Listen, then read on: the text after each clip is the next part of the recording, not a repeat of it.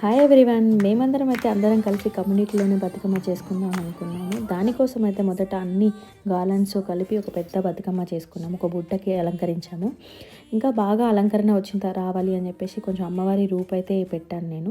నాకైతే రియల్గా అమ్మవారిని చూస్తున్నట్టుగానే అనిపించింది, చాలా బాగా అనిపించింది. ఆ తర్వాత కొన్ని డిఫరెంట్ టైప్స్ ఆఫ్ ఫ్లవర్స్ తీసుకొని ఇంకొక బతుకమ్మ చేయాలనుకున్నాను. మొదటగా తమలపాకులని, గుమ్మడి ఆకులని ఇలా పేరుస్తూ పసుపు కుంకుమ వేశాను. తర్వాత ఒకే కలర్ ఫ్లవర్తో వరుసగా పేరుస్తూ వెళ్ళాను.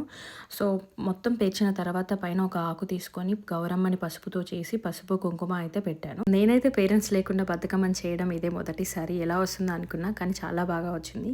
ఫైనల్గా అయితే చిన్న బతుకమ్మని పెద్ద బతుకమ్మని తీసుకొని బయలుదేరాము. అక్కడికి వెళ్ళాక కూడా ఇంకొక బతుకమ్మని చేసాము అందరం కలిసి.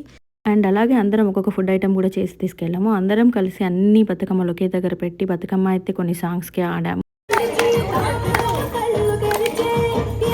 చివరగా అయితే అన్ని బతుకమ్మలని ఇంటి దగ్గరనే నిమజ్జనం చేసాము. ఆ తర్వాత అందరం కలిసి ఫ్యామిలీ డిన్నర్ అయితే చేసాము. మా దసరా సెలబ్రేషన్స్ అయితే చాలా బాగా అయ్యాయి. మీరందరూ కూడా ఇలానే సెలబ్రేట్ చేసుకోండి. For more interesting topics please like, share, follow.